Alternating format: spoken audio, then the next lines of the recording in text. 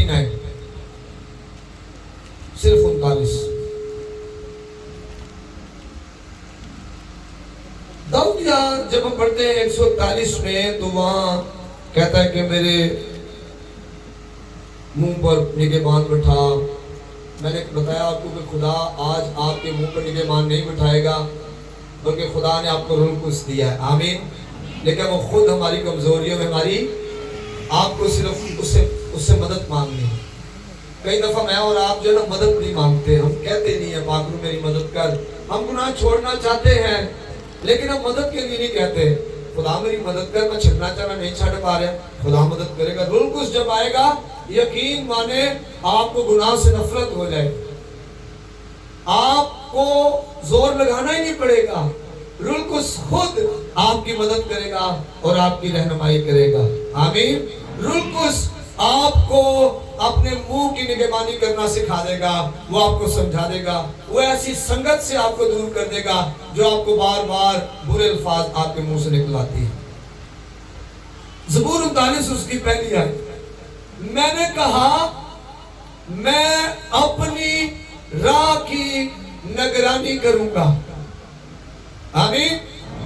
मैंने कहा मैं अपनी राह की, और हम किसकी करते हैं? हम पड़ोसियों की राह की निगरानी करते हैं। बहन, फलां भाई, फलां पादरी, फलां मुबशर, फलां चर्च।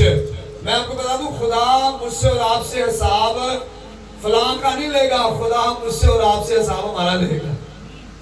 ये ज़हन में रखना है। कई खादम, कई चर्च, कई कलीसियाएं, कई टीम, बहुत सी टीमें जो है वो इस वजह से पीछे रह जाती हैं कि हम अपना एहतसाब करने की बजाय दूसरे का एहतसाब करते हैं। लेकिन मैंने कहा मैं अपनी राह की निगरानी करूंगा ताकि मेरी जुबान से खता ना हो। आमीन। किसकी जुबान से? मेरी जुबान से। मैं अपनी राह की निगरानी करूंगा ताकि मेरी जुबान से खता ना हो। जब तक शरीर मेरे सामने है, मैं अपने मुंह को लगाम दिए रहूंगा। सुनेगा, और बड़ा सख्त जुमला है। कभी कहा है आपने अपने मुंह लगाम दे? कहा है किसी ने कभी? कहते हैं कई लोग, लड़ाई जब कर रहे होते ना, ऐसे पहले लफ्ज ना बोल, बड़े सख्त अल्फाज होते हैं। खुदा कह रहे हैं बिल्कुल उसकी तहरीक से, क्या कहा है? लेकिन मैं अपने मुंह को लगाम दूंगा। हम दूसरों को लगामे देते रहते हैं। मेरे कहे हुए लफ्ज मुझ पर, मेरे घराने पर, मेरे खानदान पर, मेरी रूहानी, जिस्मानी, मेरी माली जिंदगी पर असर डालेंगे। और ना सिर्फ मुझ पर, बल्कि मेरे कहे हुए लफ्ज मेरे अलका अहबाब पर असर डालेंगे। मेरे कहे हुए लफ्ज किसी दूसरे की जिंदगी तबाह कर सकते हैं, बर्बाद कर सकते हैं। खुदा का बंदा ज़बूर में इस कह रहा है कि मैं अपने मुंह को लगाम दूंगा। अब ऊपर वो एक बड़ा भेद की बात है, जब तक शरीर मेरे सामने। ये आपको नजर नहीं आता, लेकिन जहां 2 या 3 मेरे नाम से जमा होंगे वहां मैं मौजूद हूं। खुदा नजर आ रहा है? आ रहा है? वो देखा खुदा नजर नहीं आ रहा। और ये शरीर, जब आप लड़ाई कर रहे होते हैं, जो गाला कढ़ रहे होते हैं, जो एक दूसरे पर इल्जाम ला रहे होते हैं, उसे कौन होता है? खुदा तो शरीर होता है, शरीर होता है। दाऊद कहते हैं कि जब तक शरीर मेरे सामने है, इसका क्या मतलब है? शरीर आपके अल्फाज को ले लेता है। वो कहता है ये बहन खुद कह रही है मेरे ते किसी को शिकार छिड़े है, होने ते कुछ कर दो, एदी हालत उंजदी ही कर दो जिवें दा कह रही है।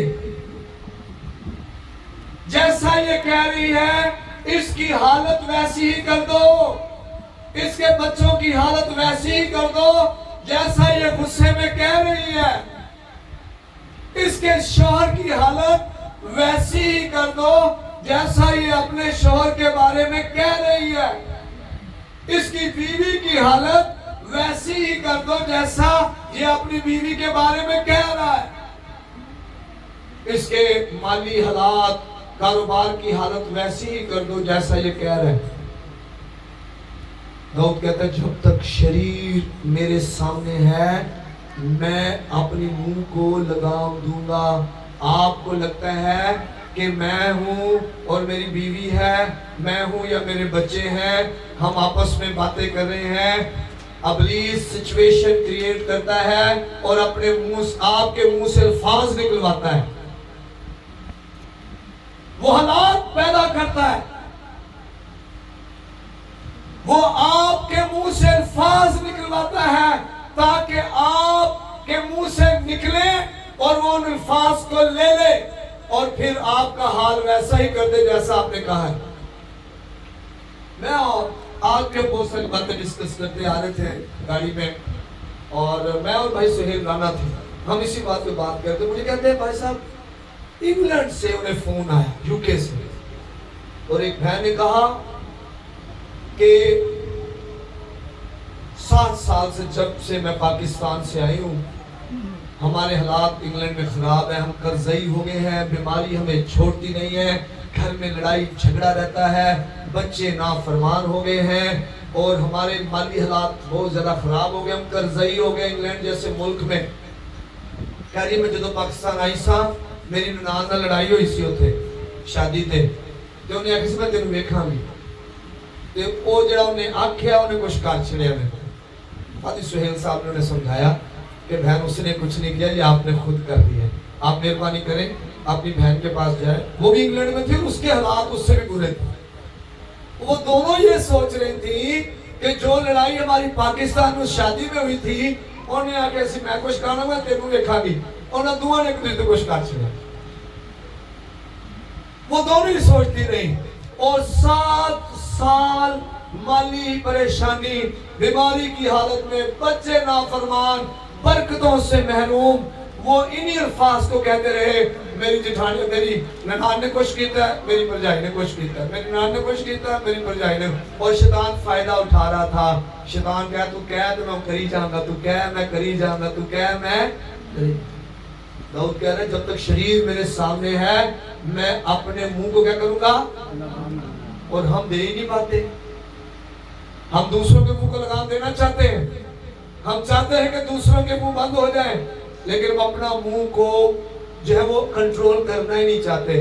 बहुत से लोगों ने अपने मुंह को कंट्रोल करके अपने माली हालात दुरुस्त कर लिए हैं, अपने रूहानी हालात दुरुस्त कर लिए हैं, गुर्बत से निकलकर खुशहाली की तरफ आ गए हैं। वो रूहानी तौर पे इतने ज्यादा मजबूत या वो नहीं थे, लेकिन अब वो रूहानी तौर पे और ज्यादा मजबूत हो गए हैं।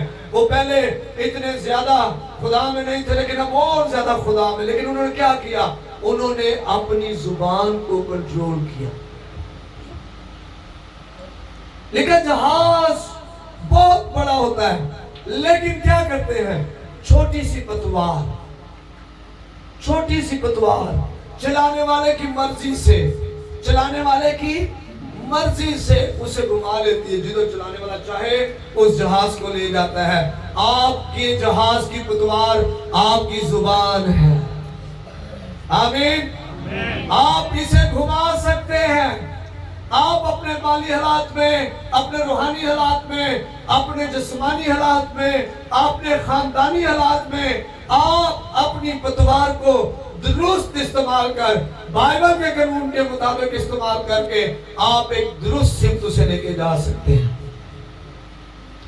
ये शरीर शैतान और वो बदरुएं हैं जो आपके पीछे पड़ी हुई है। हाँ, यीशु ने उनका बरबला तमाशा बनाया हुआ है। हाँ, यीशु ने उन्हें हराया हुआ है। हाँ, यीशु मसीह ने उन्हें फतह से भर के गलबा दिया हुआ है। लेकिन ये शैतान जो है वो आपका पीछा करता रहता है।